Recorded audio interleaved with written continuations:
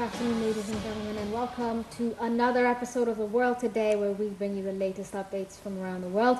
I'm Ham Morsi, and I'm joined this afternoon by Lubna Salman, a radio journalist. Good afternoon to you. Good afternoon to you. Let's start with our first news item from Egypt that reads, Sisi receives European Commissioner for Migration.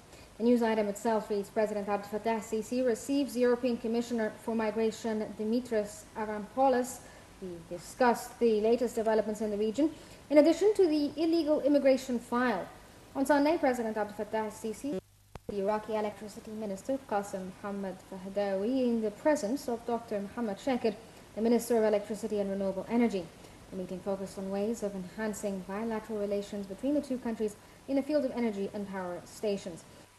These are two different ideas and thoughts within them. How do you think how's it significant that the EU Commissioner is here on migration? I mean, there is a clear issue with migration within Europe itself. Why Egypt are they coming to visit? Yes, because several incidents happened while people were trying to illegally migrate to Europe. They passed through Egypt, coming from different countries in Africa and passing through Egypt and going there. So many incidents have happened, and casualties as well have happened. So it's a serious issue here, and President Sisi has called several times on several occasions and international arenas about this, that the world should cooperate in solving this problem of illegal migration. And I guess the EU Commissioner is here because they are going to take serious steps concerning this issue. Do you think that they're trying to find some legal way to control this migration between, transatlantic migration, I suppose? Yes, because many people go into the other countries, and they will press for many problems, like economic problems, social problems. So they have to, and before that, the casualties, they die, a lot of them die in the sea while they are crossing the sea. So it's very important here, and it's very serious, and they have to find a solution for this. So I guess they are going to cooperate, especially with the Mediterranean region. What about the Iraqi Minister of Energy? Why is that important? Do you think that he's going to be able to supply us with our energy needs sometime in the future? Egypt is going to invest in Iraq in the energy and renewable energy sector there, and there are many opportunities for Egypt to invest there, and they're going to cooperate. And this is not the first time that an Iraqi official is here. Several times Iraqi officials arrived here in Egypt seeking some cooperation, some help in many issues there, like in development, in terrorism, fighting terrorism, and how to solve the problems. So this is not the first time for Iraqi official to be here. And I guess that 17 companies were in this meeting because they want to invest there, and there's going to be some means of cooperation between the two countries. But how can the Egyptian investors guarantee the safety of their investments in Iraq with Iraq having such security problems? That's another issue that I guess they're going to have. I don't know. The situation still in Iraq is very wavering. Yes, it's not that, but I guess that they're going to maybe some of the regions are away from this from fighting. Yes, from fighting there, and they're going to invest there because Iraq needs some investment and some projects there from Egypt. Yes. Let's move to the next item we have from the Daily News of Egypt that reads, Sisi visits Portugal on the 21st of November, according to a statement. A presidential statement said that President Abdel Fattah Sisi will visit Portugal on the 21st and 22nd of November upon an invitation by Portuguese President Marcelo de Sousa. The president will discuss ways to develop the two countries' relationship in the next period and strengthen their economic, political, and diplomatic ties. During his two-day visit, Sisi will meet with de Sousa, as well as the Portuguese Parliament Speaker, the Prime Minister, Lisbon's Mayor, and the Portuguese businessmen and representatives from scientific institutions and academia. Why is it important for Egypt to be in Portugal and have a stronger relationship with Portugal? This will be the first visit by President Sisi to Portugal, of course, and the first state visit in 20 years from Egyptian president to Portugal. And also this will be the first state visit to, after the new president assumed office. So this is an important visit. And Portugal is part of the EU, and it has got a weight there in the EU. And of course, Egypt has got relations with the EU countries, and they are cooperating in many issues, economic-wise, and fighting terrorism and fighting illegal migration. So this is not, but Portugal, because this will be the first wartime for Portugal. But Portugal is not exactly, I mean, yes, it is an effective member within the EU, Yes. but it's not one of the main pillars in the EU as opposed to, for instance, Germany and France, for instance. But Do you has think got they're the weight. key? Yeah, Yes, it's a very key country. Yes, Portugal they're the is. key to the EU economic relationship Yes, between Egypt yes. and the EU. Maybe it's not like Germany or France, but it's got a weight there.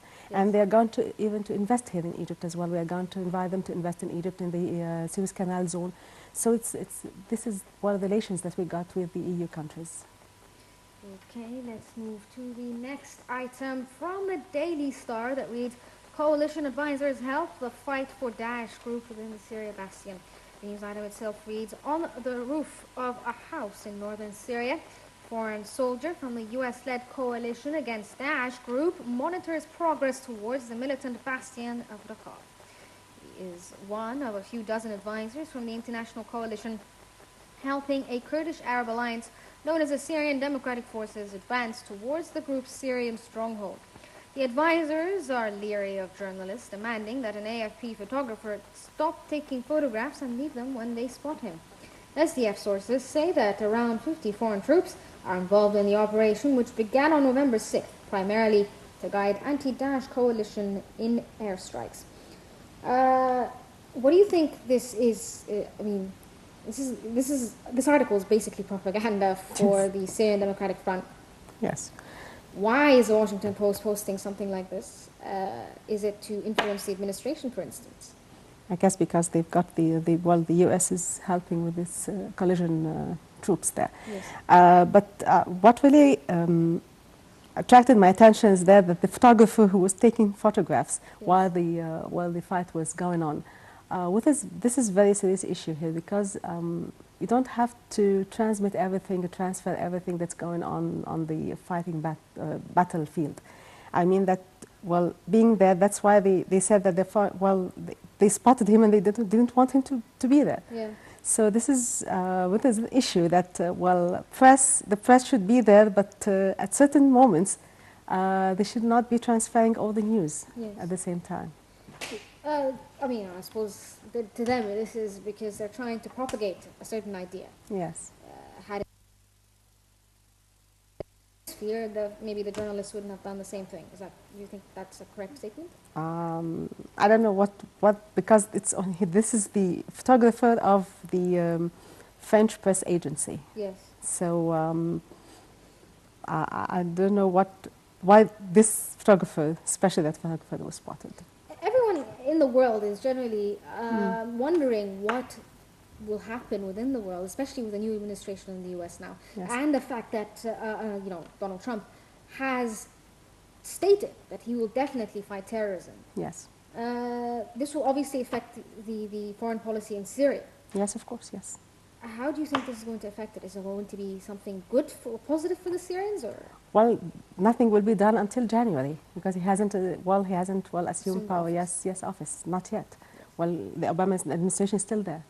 So till January, we still got about 2 months. Yes. We watch and see what's going on. Do you think that there is a possibility before January for them to find some sort of political solution? I hope so, because the political solution is the only solution that we've got now. It's not just, to fight them, I guess it's not that, there'll be some loss there. Yeah. I guess the political solution is the best thing. So you think it's a possibility in the near future then? Yes. Okay. Let's move to the next item from the Washington Post that reads, Iraqi forces battle waves of suicide car bombs in Mosul push. The news item itself reads, Iraqi forces battled waves of suicide car bombs as they attempt to advance deeper into Mosul in the face of heavy resistance from Daesh group. Troops are converging from several fronts on the city, Iraq's second largest and the militants' last major holdout in the country. The special forces have advanced the furthest so far and hold a handful of urban districts. Over the past week, they have inched forward slowly, trying to avoid casualties among their troops and civilians as suicide bombers in armor-plated vehicles rush forward from hiding spots among densely populated areas. how do you see the mission to retake Mosul? It seems that the Iraqi army is taking quite big strides with Yes. fighting this. And this is very encouraging, actually. Do you think it's an encouraging state sentiment? Yes, because while taking spots from Daesh, this is very encouraging, and I guess that they're going to advance more. This would be better, but still the situation there, the security situation is still well alert. We have to be alert about this. Yeah. Yes. And there was also talk from several humanitarian bodies saying that there is going to be a big humanitarian crisis with human shields being used by Daesh. Yes. We have yet to see this huge number of exodus of people leaving Mosul. Do you think that's still a possibility, or is this threat slightly less now? Well, it's not. Well, actually, many places in Iraq and in Syria, and well, they've been moving from, being displaced from the places and from the homes and from the towns and from the villages. Mm-hmm. So this is not the, we'll be seeing this a lot until find a way or an end to this fight. So it's going to be like that way. The humanitarian, loss in the humanitarian situation will be there. Do you think that the Iraqi situation is strong to defeat Daesh? I mean, at some point, Daesh was a force to be reckoned with that a lot of people feared, countries feared. Yes, yes. But today, they seem to have a much weaker strength. Yes. Do you think they are defeatable? Well, we were watching now, what's going on now, what we're witnessing now in the world, there's some changes. Yes. I mean that, the UK is now, we've got the Brexit, and in the US we've got a new president. Yes. So there are changes, and I guess, every country is now maybe looking after what's going on inside its borders. So this will give more opportunity for the troops, for the Iraqi troops, for the Iraqi army to advance more. Okay, let's take a short break now and then get back to the news items that we have.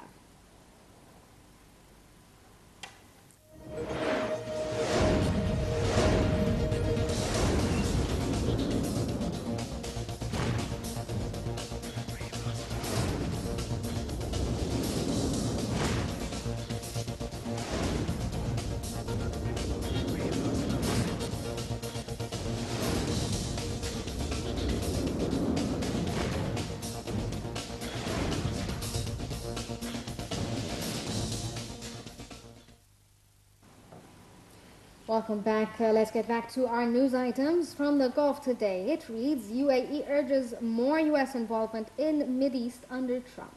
The news item itself reads, the United Arab Emirates urged U.S. President-elect Donald Trump to increase his country's involvement in the Middle East and adopt an overarching strategy towards the development in the turmoil-hit region.